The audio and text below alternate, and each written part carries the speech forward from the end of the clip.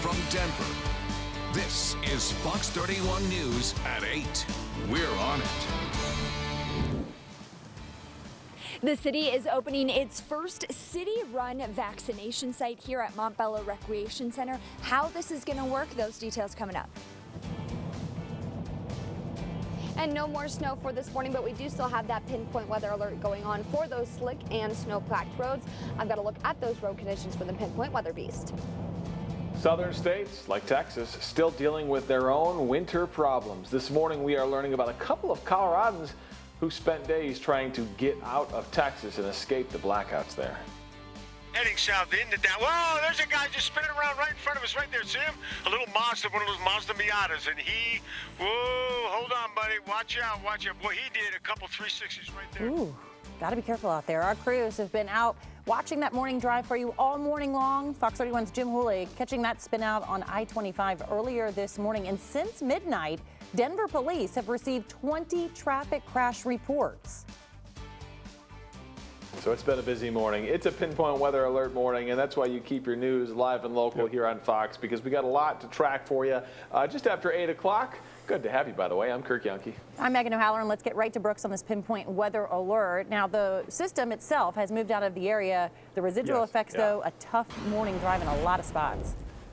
You know it. 11 inches of snow fell on the Palmer Divide in Larkspur. Jamestown in Boulder County got 10 inches. Boulder had 7 inches. Genesee 6. Lakewood 5.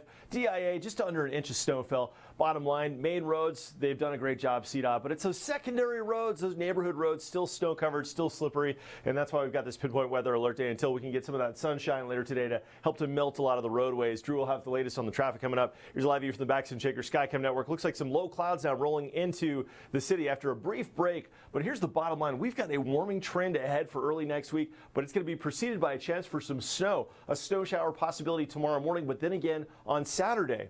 Visibilities out there have been reduced. We've had a little bit of fog in the region, locally dense. Just a heads up, you might encounter that, especially up in Larimer County. Look at that, -3 in Estes Park. Meanwhile, 14 degrees in Bennett. Radar fairly quiet, just a few snow flurries possible right now in Morgan County, but for the most part, the precipitation for this event is long over, so we're just dealing with those residual effects. 31 degrees at 2 o'clock. Coming up, we'll talk about when that average high of 46 will once again be achieved. Drew?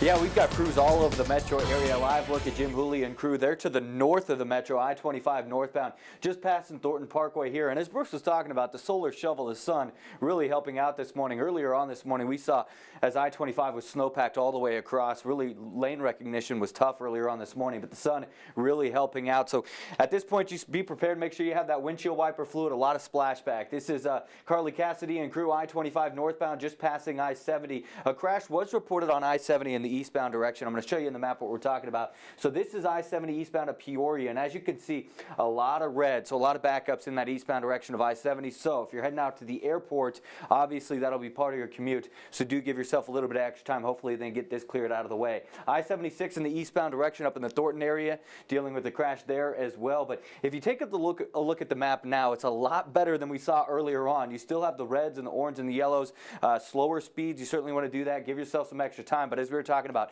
20 crashes since midnight just in Denver. So the roads have improved quite a bit since we saw when we went on the air at 4:30 this morning, guys. Is good, because they were quite the mess at 4:30. Thank you, Drew. Snow coming to an end this morning, but some areas picked up a lot of snow overnight, making for that slick morning commute, as Drew has been tracking since we went on the air at 4:30. Let's continue our team coverage. Meteorologist Carly Cassidy. She's out in the pinpoint weather beast on I-25 northbound, just past 70 there, checking on that morning drive. Have you run into any trouble this morning? Yeah, earlier this morning, that's when we ran into a lot more of those crashes. Thankfully, in the past hour, haven't seen nearly as much, but it is more of the delay, and I think it's also just because people are getting going. This is more of the normal traffic. If we switch things around, you can see a lot more of those cars as we are headed I-25 northbound. We are still seeing, you know, a little bit of the slush in the middle and between the lanes, but you can still see that lane recognition. And then we do see the snow on the side there as well, the elevated surfaces on some of the cars passing on by. But we haven't had as much of those slick, those spin outs, those crashes, thankfully, and we hope we do keep it that way too. So people still headed out slowly, and take your time, drive carefully. We have seen a little bit more of that sunshine, but now as we're headed back, we do off towards the north, we do still run into a little bit of some patchy fog here and there. and then also more of that cloud cover. So still have some things to work through for this morning, but conditions will continue to improve. We will get back to sunshine, and then we also will get back to those temperatures right at and around freezing later on for today. Live from the Pinpoint Weather Beast, I'm Carly Cassidy, Fox 31 News.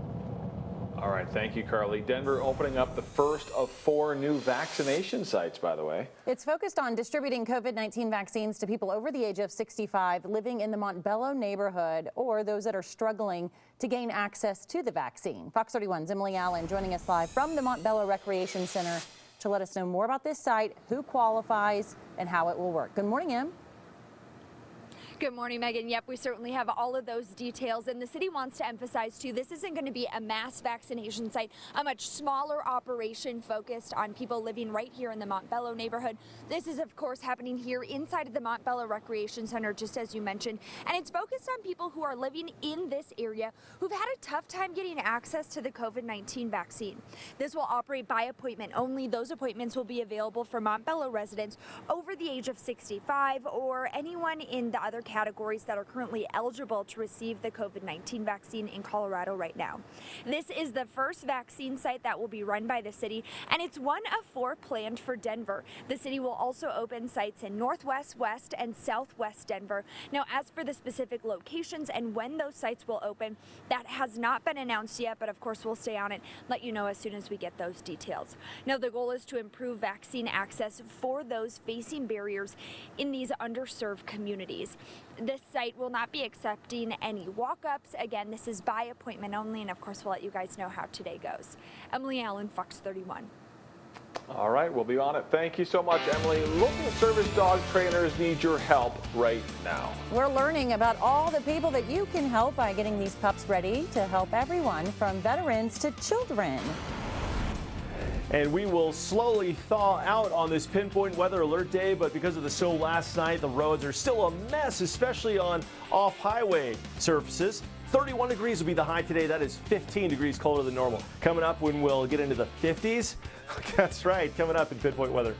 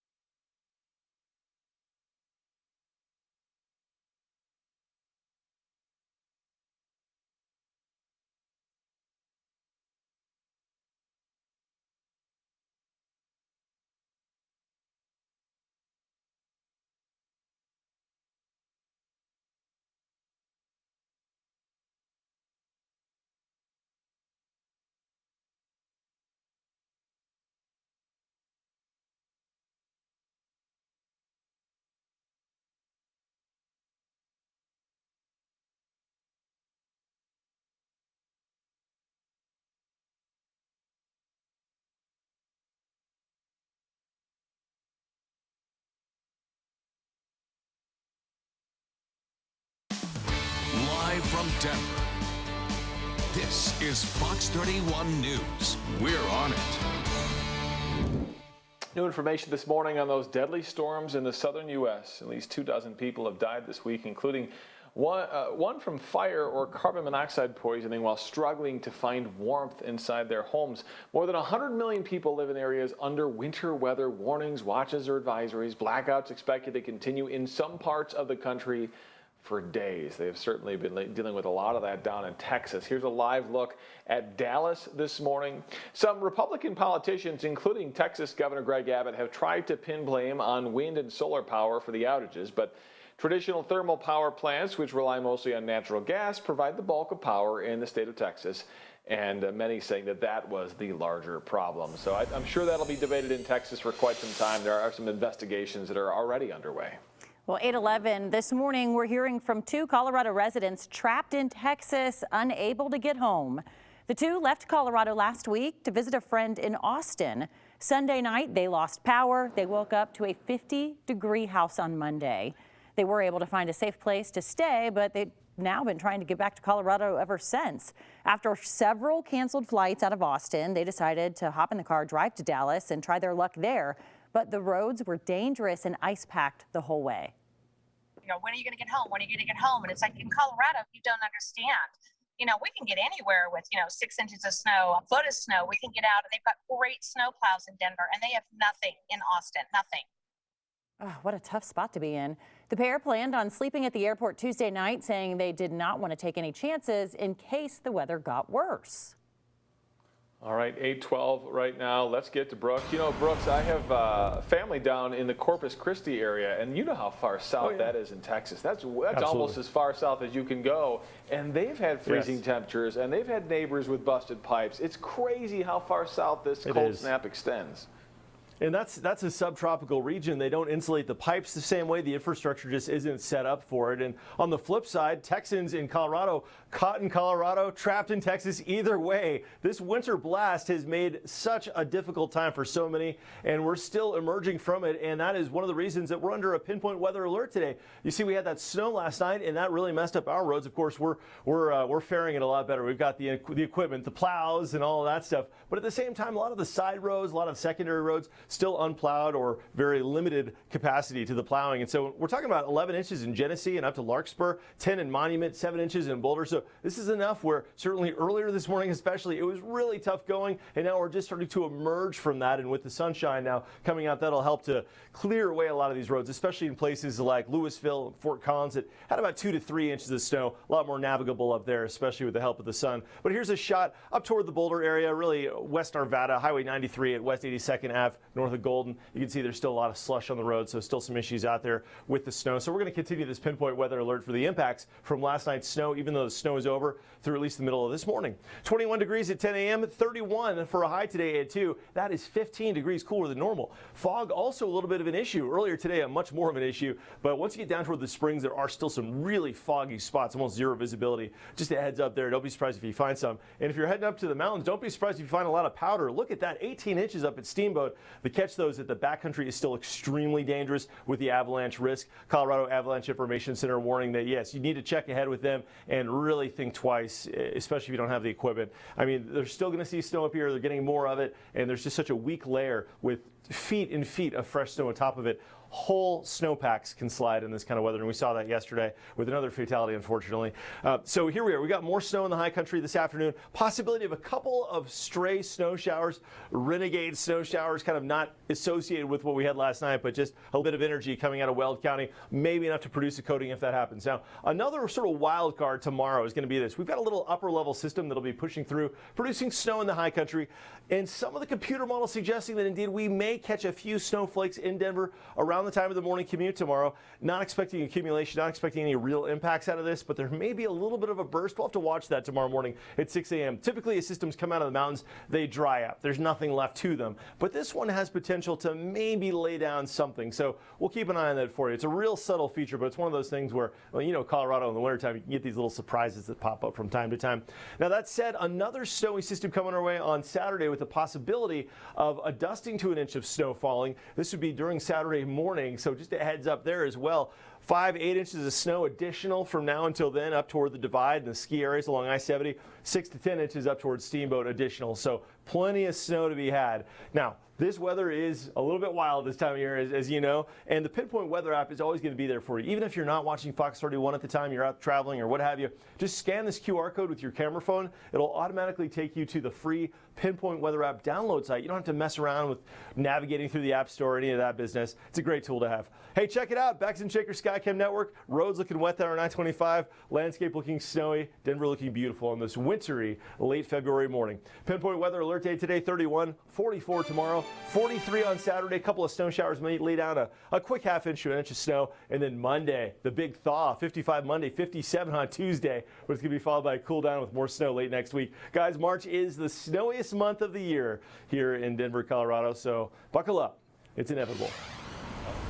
Buckle up, Buttercup. Thanks, Brooks. Serving those who serve on this Thursday morning, we have a chance for you to bring a new puppy into your home and help people who need help right now. From children to veterans, Freedom Service Dogs need your help to train their next class of service dogs. Aaron Conley and Chipper joining us live this morning. All right, so who ends up with these dogs? Good morning, Aaron. Good morning. Well, we serve a variety of people with disabilities. So children, veterans, and other adults with disabilities will get these dogs. And puppy raisers have them for about 10 to 12 months. And then they come back to Freedom Service Dogs and complete their official service dog training. And if all goes well, then they're matched with one of the individuals on our waiting list, and they can really, really change their life. So it's a wonderful way to get involved. Yeah, Aaron, good to see you again, by the way. It's been a while. But I think I have to imagine the hardest part is when you do have to kind of hand the dog over. But people should know that going into this. This is kind of a foster and training opportunity. The chance of you keeping this pup is very, very slim. Right. So, you know, we always hope that these dogs will succeed as service dogs. That doesn't always happen, but that's the goal. And so it's difficult when you have a dog in your home for that long and you really bond with them. So it's hard to turn them over, but then you just know that you're really going to change someone's life and make such a difference. And the great news is you can always foster another puppy to raise after you turn over that adult dog. So you can just keep them in having the a puppy in your home always. Hey, there you go. Without the long-term commitment. So you're looking for volunteers right now. What folks at home that are watching that are interested, what should they know? Well, so you will, the puppy will be either about 2 to 4 months when you take it home. And so you're responsible for providing all of the support and guidance to help set that puppy up to become a successful service dog. And we provide all of the support that you need. So you're not expected to be a professional trainer. We have trainers on staff that will help you with everything you need and make sure that you can be successful in raising the puppy. And then there is a commitment in terms of the time that you put in, and there's outings that you'll go on with other puppy raisers. So it's also a way to bond with other folks that are raising these service dogs. And it really has become a community of people that come together to raise them and make sure that they can help change someone's life. Yeah, that's really cool. You get to be a part of something big, which is great. I mean, it's such a cool organization that you guys have, such a great thing you do. What about costs in terms of food and toys? I mean, obviously having a dog can add up fast.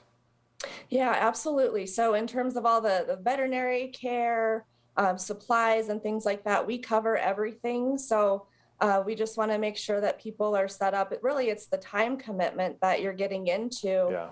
In order to make sure that the dogs are successful and making sure that you have that ability to be able to really invest your time and dedication. And of course, that you'll be able to turn them over when the time comes. So it's not for everyone. It's a very dedicated volunteer opportunity. Aaron, can you give us, there we go, the website, freedomservicedogs.org. Wow, great opportunity there. Thanks for letting us know about that. And good to see you again. Yeah, very cool. Thank you. Thanks for having me. And thank you for what you do. 8:20 right now, Colorado's largest news team, that's us, by the way, covering a Pinpoint Weather Alert Day on this Thursday morning. Meteorologist Carly Cassidy joining us live from the Pinpoint Weather Beast. All right, so you hop back on I-25 southbound. How's it looking down there? Yeah, so we are on I-25 southbound, but we're actually trying to flip around because as we were headed on I-25 northbound to about into North Glen at 104th Avenue, we actually did just get a crash, and ambulances, they did just pull up to that. So that's where we're trying to turn things around. Now we're at Thornton Parkway here. We're at a stoplight, so we are waiting to get to that, and then we'll kind of work our way back into I-25 northbound. But if you are headed that way, even into North Glen, 104th Avenue, you are going to run into delays, and then you also are going to be running into that crash. So we'll get you some more updates as we get closer and also learn that information. Live from the Pinpoint Weather Base, I'm Carly Cassidy. Back to you guys. There you go, live look outside. We'll be back after this with more on this Pinpoint Weather Alert Day and the warm-up, believe it or not. I know, it's impossible to believe it's coming up this weekend.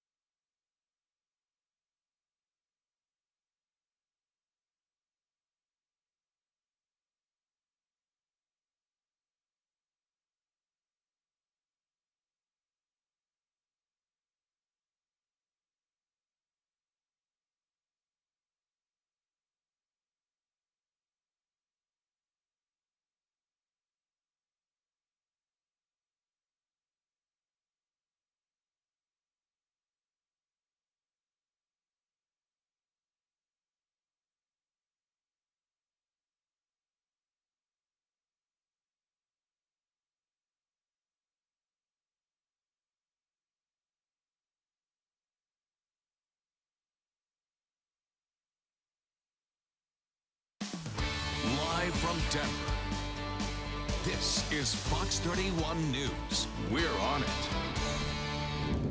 We are tracking this Pinpoint Weather Alert Day as we get your Thursday morning started. We've got Carly Cassidy. She's out there in the Pinpoint Weather Beast, and she's been tracking the conditions all morning long. Yeah, Carly, trying to get to that crash on I-25 southbound near Thornton Parkway. Are you getting any closer, and is there quite a bit of a holdup where you are? Yes, we are in front of the crash here, or I guess back behind. If we flip the camera around, you can actually see that just ahead of us. This is I-25 northbound. It's just off Thornton Parkway as you are headed into 104th Street. And you can see that there is quite a bit of a backup. You see the fire trucks there as well, all the emergency vehicles. And then just off towards this side, it doesn't actually look like a crash, but that the white van made its way all the way off of the road and then made its way through the fence there too. So if you see that Sam's Club sign just in front of that, it may be a little hard hard to see, but that's where that van does look to have gone all the way throughout the fence. And then there's another black vehicle that's on the side of the road that people are attending to. So that's what looks to have been the problem with this situation. And then of course cars on the left-hand side are slowing down. And so this is causing some of the delays that we did run into right before we could flip things around. So this is also causing that delay. Again, it's between Thornton Parkway and 104th Street. This is on I-25 northbound. So even though we have the sunshine, conditions are improving. It still is icy. It still is slick. You do need to be careful as you are headed out for this morning and driving around. But we'll be here to keep you updated and try to get a little bit more information as far as what happened here as well. Live from the Pinpoint Weather Base, I'm Carly Cassidy, Fox 31 News. With a live look right there, Carly Cassidy helping us to track all of this. Thank you, Carly. We'll check back in. 8:26 right now. The IRS says they have now officially sent all eligible taxpayers the most recent $600 stimulus checks. The smaller payment was available to individuals making less than $87,000 and couples making less than $174,000. The IRS says eligible recipients who do not receive a check can claim it on their 2020 taxes. Democrats are still working to drum up support for another round of $1,400 stimulus checks. The House could pass the measure next week when lawmakers return, but it faces a less certain future in the Senate, where Democrats have just over a slight majority. House Speaker Nancy Pelosi told Yahoo News that the goal here is to have a bill on the president's desk by March 14th. That's when the existing round of bonus unemployment benefits are due to expire. This morning's commute impacted by plenty of snow on this pinpoint weather alert day. Yeah, and we just heard from Carly on I-25. Now let's go out to Jim Hooley. He is also on I-25, right? Hey, Megan, yeah, we're up here near Thornton, and of course, you know, they got a wreck over there on the northbound side. We're heading southbound right now. Things are starting to improve, but wait till you see this spinner that we caught on camera, live on TV. We'll have it for you straight ahead.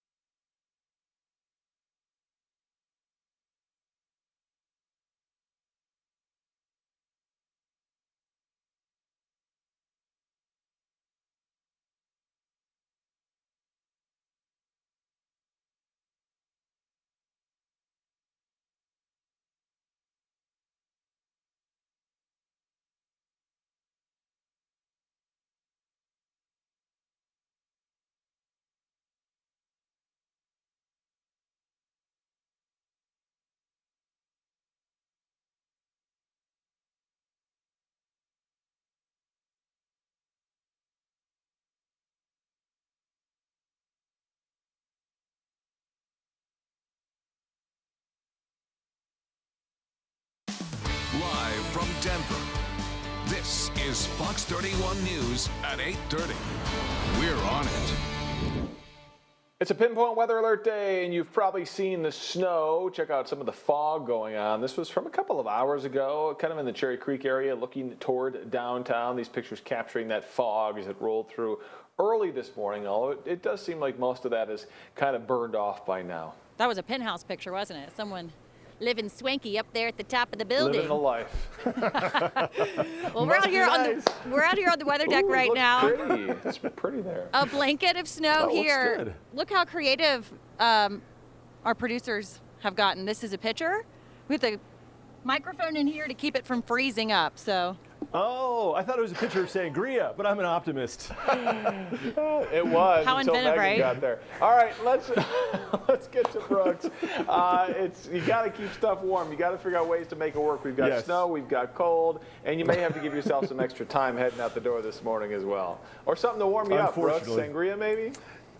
Yeah, that's right. Goodness, not the best play to warm up, certainly. 20 degrees outside. That's going to be a frozen sangria. We've got the snow out there, about 3 inches of new snow in downtown. Roads getting better out there, but obviously it's sub-freezing, and until the sun really comes out, roads are still going to be a challenge. We've got that pinpoint weather alert day in effect because of the residual impacts from last night's snow, totaling over 11 inches in places like Larkspur and Jamestown, around 10 inches. Lakewood, 5 inches of snow. DIA picking up a little less than 1 inch of snow. There's a look from the Baxton Schenker Skycam network. Overcast skies, kind of a low fog out there. We've had a couple visibility issues, especially as you head down toward Monument Hill over the Palmer Divide, dropping into Colorado Springs. Temperatures around the region, -2 in Walden and in Estes Park. A cold start there. 17 Fort Morgan, 20 degrees in Lyman. A couple of flurries around, but for the most part today, we're done with the accumulating snow. So we look ahead to the forecast. Our normal high 46. Your hour-by-hour forecast pinpointing a high at 2 o'clock of 31 degrees. Now coming up in Colorado's most accurate forecast, we look ahead to a warm-up next week. Mid and upper 50s, at least in the spirit of boat drinks. Maybe not that frozen pitcher of sangria though in your forecast. Drew, how's it looking out there on the roads? Well, we do have a time-saver traffic alert. This is the northbound direction of I-25 at Thornton Parkway. You can see a fire truck right here, Denver police on scene, and cars involved in the crash. Just up ahead, a tow truck on scene as well. Might be hard to see, but off into the distance, you could see a white van just crashed through the fence up there. Not sure if they were involved in this crash, but it shows you slick conditions. We've seen more than 20 crashes. Denver police tweeting out 20 crashes since midnight. And that's just in the city limits of Denver. So a tough go this morning. Give yourself some extra time. Reduce those speeds as you head into work this morning. But again, northbound I-25, just to the north of the metro, you will run into some delays. You see cars crawling by where that crash took place. Carly Cassidy there on scene with the pinpoint weather beast. Now the good news is that crash on I-70 eastbound earlier on at Peoria, it was causing some major delays if you're heading out to the airport. There's still some backups in that area. So if you're using I-70 to get out to DIA, give yourself a bit of extra time. But that crash is cleared. Hopefully these delays will filter out. And still that crash on I-76 eastbound up in the Thornton area. Now I want to take you up into the high country because earlier on I-70 was very slow going. The good news is we're seeing a lot of green now on the I-70 corridor, but they still have those traction laws in effect. Loveland Pass also open up this morning, but again, traction laws there. So if you're heading up into the high country, you're going to have some great fresh powder this morning, but do give yourself some extra time and do be aware of slick conditions as you travel up the corridor, guys. All right, sounds good. Thank you, Drew. 8:34, that slick and snowy commute could be an issue. We've got Jim Hooley. He's been on it all morning long. All right, Jim, so you started on the roads at 4 o'clock this morning while most people were still sleeping. Has it gotten better? I hope the answer is yes. Oh, yeah, definitely much better. Here's a look at I-25 southbound here. We're coming up to I-70 right here. And look at this. You can see the pavement. There's a little bit of snow out there. But, earlier this morning when we came through here early in the morning, about 4 or 5 o'clock, you couldn't see anything other than snow. There were no lanes, no lane recognition whatsoever. We had a couple wrecks, and obviously on I-25 here and other places all over town. By the way, we just went by that wreck that's northbound on I-25 up in Thornton. There's a big backup there. If you're going to avoid going northbound through Thornton right now on I-25, do that. But things are getting much better, and once the sun pops out from behind the clouds, as Brooks was saying, it's going to be a big help trying to burn some of this stuff up. It didn't help this guy earlier this morning at about 6 o'clock in the morning. Take a look at the video that we have here. I mean, whoa. This was live right on TV. This guy spun his little Miata, one of those little Miata convertibles. He spun it around right in front of us, and I only caught the last rotation of that, really. He spun around 3 or 4 times before he finally straightened it out, put his flashers on, and kept going straight. Fortunately, he didn't hit us. He didn't run into us. He didn't hit the wall on the side either, on the side of the lane, and I believe he's okay. But that just goes to show you, earlier in the morning when we had snow all over the ground and the pavement, you gotta slow it down. The troopers always say, CSP says, slow down. If you're late for work, you're late for work. You're not over on the side of the road, or in the back of an EMS unit. Live on southbound I-25 right now, where things are getting better, fortunately. I'm Jim Hooley, Fox 31. I hope I didn't just jinx it. My God, I hope I didn't No, you just gave us the dad lecture, but we needed to hear it. Thank you, Jim. 8:36 right now. With no electricity, millions of people in Texas still struggling to deal with the cold temperatures. Energy experts say it is possible, but not probable, that Colorado could experience long, widespread blackouts like we saw in Texas. Now, one of the main reasons is most of the Texas energy grid is independent. It's not connected to other states. On the other hand, Colorado's grid is. Texas shut down some plants for maintenance, others froze, and the state underestimated the demand for electricity and heat. Colorado's grid is actually pretty interconnected with the neighboring states. Because of that connection and because we're much better prepared for winter electricity peaks, we're not going to experience a lot of the same issues. Baker says it's always a good idea to conserve energy when you can, because you never know when other states were connected and might need it. Now, just staying in business for hotels is a monumental task these days during the pandemic, but there's one hotel in Denver that's actually turning a profit, and you might be surprised to find out that it's not located on the 16th Street Mall. It's not located in the Tech Center. All right, we've got Dan DeRue leaving it up to old Danny Boy with the big reveal. Where are you? Well, I'll tell you, we're on a college campus. This is Metropolitan State University of Denver campus. Hotel is right here. You may or may not have ever even known it, but it's true. And thanks to Scotty Gladney. Scotty, I'm sorry. Do you have any coffee here? I do. I have plenty. Well, Scotty, your plate, no pun intended, your plate is pretty full because you're the general manager here. Also, you teach here at Metropolitan State University of Denver. And also, you're a student getting another degree. Holy mackerel. Well, first talk about well, let's do a little walk and talk. Sure. And talk about the hotel, Spring Hill Suites here on campus. How long has it been here and what's the deal? Absolutely. So, as you know, Spring Hill Suites, Denver downtown, we are owned and operated by Metro State University. Okay. So it's really great to be a part of something different in this industry where not only do we run a hotel in a great location, we also have the ability to work with the students in the hospitality program here at MSU, and that's one of the most exciting things that I get to be a part of on a regular basis. But this is a fully functioning hotel. I mean, this is not just for the kids and the students. It's a fully, how many rooms here? Correct, 150 rooms. This is a full meal deal. Absolutely. All right, so normally during normal times, who would be your client? Who would come here and stay? Sure. So one of the great things about this hotel and this location is that we can attract business travelers from all over the world. But also because Denver is just a fantastic city, we get a lot of leisure travelers as well. So we get the best of both worlds in the industry. So how, I'm going to do a little bragging. You got a national award for your management skills in turning a profit at a hotel during the pandemic with the lockdowns and restrictions. So how did you do it? I will tell you, with a lot of fortune and relying on the support of the great team and partnerships that we have here. So that's one of the main reasons, for sure. You're not going to tell me your secret. No, of course not. That's a very big deal. Okay, now, so if people are interested, people want a staycation, they may want to come down, come to the hotel, maybe go have some dinner because restaurants are open, limited though. Where can they go for information? Certainly. So our hospitality industry here in Denver, we're eager to please. We're eager to make sure we're doing our best for everybody. So I'll tell you, our restaurant degree, Metropolitan Food and Drink, we're struggling just like everyone else, but we're relying on our community, on our guests to still check us out. And because we have to be creative right now, it's one of the things that keeps us going. Scotty Gladney, General Manager, Spring Hill Suites, thank you very much. And I smell something cooking. I'm smelling what you're cooking. I mean that figuratively and literally. I am smelling what they're cooking because I think it's breakfast for me and Cody. Are you hungry? Well, just a skosh. Let's go. Are you hungry, Cody? Isn't that? You have to ask the question. It's like talking to Jethro Bodine. Is he hungry? Hey, listen. Easy for you to say. This is amazing. High pot meat kettle. Isn't this an amazing?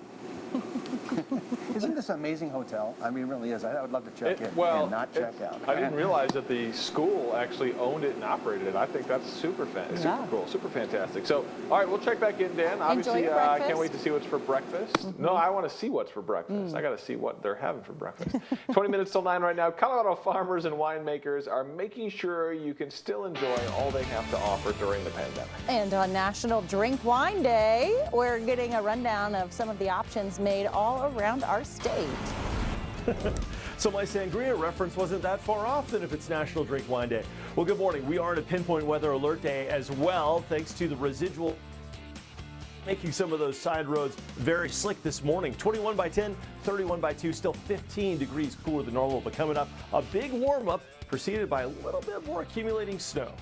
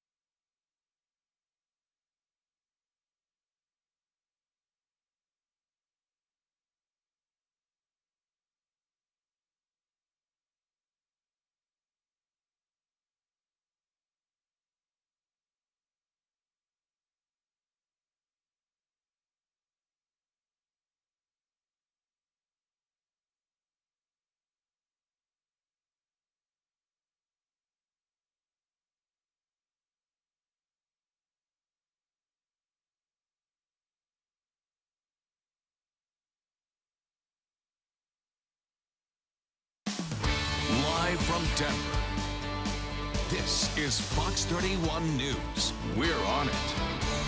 Hey, guess what? Today is National Drink Wine Day. Ooh, and Colorado winemakers are making sure you can enjoy some of the state's best all from home. Yeah, Kyle is with the Colorado Wine Association. He joins us live now this morning. Kyle, Good morning. Kyle, I like great to see you. celebrate on more than just one day a year, by the way. Yeah, you like every single day. Yep. So, Sort Kyle, of. let me just start by asking you just kind of a check-in on how the Colorado wineries are doing. I mean, has this been Colorado good for wineries them are doing since? okay. Are they doing good? Are they doing well? Are people buying Colorado wine during this pandemic? Yeah, people are buying wine. I mean, they've had a little rough time with their taste rooms closed, but people have been drinking. It's wine was the lubrication that kept 2020 going here. So most wineries have been doing okay. People have been buying wines at retail stores and visiting the wineries, so that's good. Well, I'm sure the industry has to get creative. Obviously, as you mentioned, the wine room, the tasting rooms are closed. A lot of companies are moving into virtual tastings. Have you seen quite a bit of that, and has it been successful? Yeah, some of the wineries have been doing virtual tasting. It's been great. People buy wine and they can join on a Zoom link or Facebook or things like that. The wine board, every Wednesday afternoon, we've been doing virtual tastings. We've been inviting wineries, winemakers on every Wednesday to talk about. Last night we had a great special panel with some black wine professionals, talked about Drink Wine Day and Black History Month. It was a great event. It's on our Facebook page. You can check out the whole thing. We'll put it on our website here in a couple days as well. Awesome. So virtual tastings. I mean, I love the idea because, we can't really do a real tasting right now. So how does it work? Should you go get certain wines first and then join the virtual? Do you sign up ahead of time? So there's a whole bunch of different options to do that. The way we've been doing it is we just have a chat more to introduce people to winemakers and wines. Some people go out and get the wines ahead of time. Some people will just watch it, drink something else with it, and maybe go get that wine later.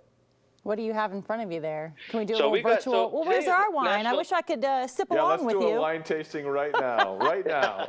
So today is National Drink Wine Day, and so it's all about just enjoying wine, drinking wine, local wine. And so we thought we'd mix it up and have some kind of the big thing with Drink Wine Day is to have an open mind, expand your palate. And I know we often recommend lots of different wines here, but we're going to go from kind of some Chardonnay. Chardonnay is a very popular wine, but these are some very unique Chardonnays from around the state here. We got Sutcliffe Vineyards down in Cortez area, and then Stone Cottage, which is in Paonia. So these you might not be able to go out to the day and get these at a store, but come the summer, you can go visit these places. These are some very high award-winning wines here from Chardonnay. One thing I like to do on a nice, cold, snowy, wintry day is drink rosé. Rosé is not just a summer wine. It's for year-round, and so we got Aspen Peak and the Storm Cellar's got some great rosés to try that can keep you warm on this chilly winter day. And then we got some nice red wines. And with these red wines I've selected here are some very off-the-beaten-path of grape types. People know Cabernet and Merlot and Pinot, but these are some grapes that are blending grapes in other regions. This is a Booklift Gratiano, which is a Spanish grape variety. And this is Cole Terrace's Petit Verdot, which is a Bordeaux blending variety. Yeah. I've been to their winery out in Palisade. It's beautiful out there, isn't it? Oh, wow. Listen to Megan. I've been there. I've had that. That's right. Sounds great. And hopefully we can get out and visit those wineries again soon. Obviously, Kyle, that would make a big difference. You guys have a lot more information about these webinars you guys are doing, these virtual tastings you're doing on your website, coloradowine.com. What else will people find out there? They can figure out which wineries are near them, go plan a trip, visit some wineries, go to our Facebook page, our Twitter account, Instagram, and just hear all about the wine industry. Are most back open now with restrictions? Yeah, most are open. Some are still are not having in-person tastings, but you can definitely go to a winery and buy a bottle and take it home, or buy a case. Nice. See? It's not slowing us down. We can just find other ways to get the job done. I felt him looking at me. I felt him staring at me when he said that, Megan. Or a case. Thanks, Kyle. Good to see you, man. Hopefully we'll see you in person sometime soon. Actually, what is impressive that Kirk has shared with me is that his wife has gotten him onto some wine lately. It's very nice to see. Well, I'm a beer guy. Yeah. I like beer, but we had rosé for Valentine's Day. Yeah, there's always some wine flowing in the Yankee I'm so glad your wife could elevate you. See? Enjoy the finer things in life, so many ways, Megan. Oh, my gosh, if you only knew. All right, thank you, Kyle. We got to go. We got to get to Brooks, talk about this weather outside. Cold days. So some warm, what do they call that warm wine? They have that at the Oktoberfest and stuff. Sake? Like that. You know what I'm talking about? Sake? No, that's it's like a that's the, German thing. It's like a German thing. Anyways. Warm Stella? Or is that Belgium? I don't know. Let's talk about the forecast. Pinpoint weather alert day today. We had the snow last night. The weather portion of this over, but we're still dealing with the residual effects from that heavy snow on secondary roads. A lot of roads unplowed in neighborhoods. And we had about 11 inches in Coal Creek Canyon, Genesee 11 inches, 10 inches at Monument, 7 for Boulder. Eldora had about 6 inches, Lakewood 6 inches, Fort Collins 3. Now, conditions improving rapidly this afternoon thanks to the sunshine beaming through the clouds. Here it is right now, Highway 93 at West 82nd. Kind of a cool shot to see the road surface, and you can see the shadow of the CDOT cam tower. But see how the lanes of travel are just fine, and the sun will continue warming up the pavement and melting away the snow, really improving conditions. Steamboat got walloped, 18 inches of fresh powder up there. Just be careful. The backcountry, extremely dangerous avalanche conditions. And they're going to have more snow showers today and tomorrow there. We could catch a snow showers up in Weld County. And then looking ahead to tomorrow morning, outside chance that we have a little bit of energy coming in out of the mountains. Around 6 in the morning, we could have a little band of snow showers developing. At this point, not anticipating accumulation. The chance of this is slight, but if indeed we wake up tomorrow morning and there's a little snow flying, just don't be surprised. Typically these dry up as they come down the mountains, and that may happen, but this might have just enough energy with it, and there's just enough moisture available from this recent snow to maybe spark off a few flurries or snow showers for tomorrow morning. Otherwise, it's all about the mountains. Now, there's another possibility of a little bit of snow on Saturday, and that may bring us a dusting to maybe an inch along the Palmer Divide for Saturday, but most of the action is going to stay along the west of the Divide and into the Steamboat region. So there's more snow to be had, but a warming trend is on the way. After today's Pinpoint Weather Alert Day, we're going to warm up to 44 tomorrow, 43 on Saturday, that early snow shower possibility, but then look at Monday and Tuesday.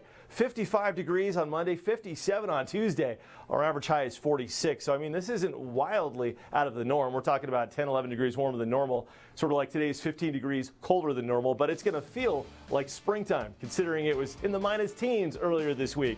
We got a little bit of snow on the way for the middle of next week, too. March the snowiest month here in Denver, so stay tuned. We got more coming up after this, so stay tuned.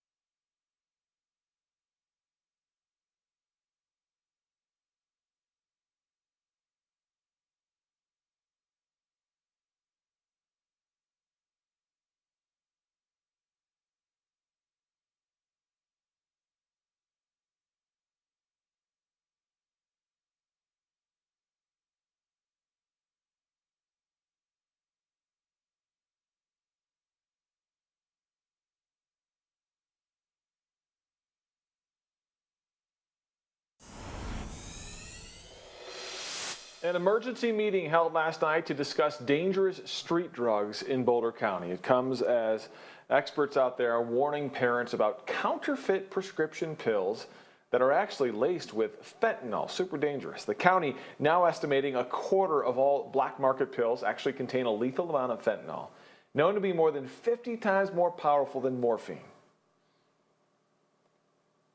It's not like the pharmaceutical industry giving you a tablet of Advil that you know every time there's 200 milligrams of ibuprofen in that tablet.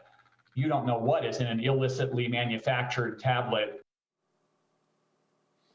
Parents should consider purchasing fentanyl testing strips, which cost about $1 a piece. Narcan, by the way, which kind of reverses the impacts of fentanyl, are available at your local pharmacy. It is covered by most insurance policies. Experts say it's something students should be carrying around if they're around anyone who might be using illicit drugs. 8:56, roads still snowy, covered, slippery, so covered and smothered, just like Waffle House. Well, yeah. So it's a pinpoint weather alert day on this Thursday. Whoa-ho proof. There you go. We're on it with the biggest news team in the entire state of Colorado, tracking the morning drive for you. We've got Brooks pinpointing when those temperatures will warm up.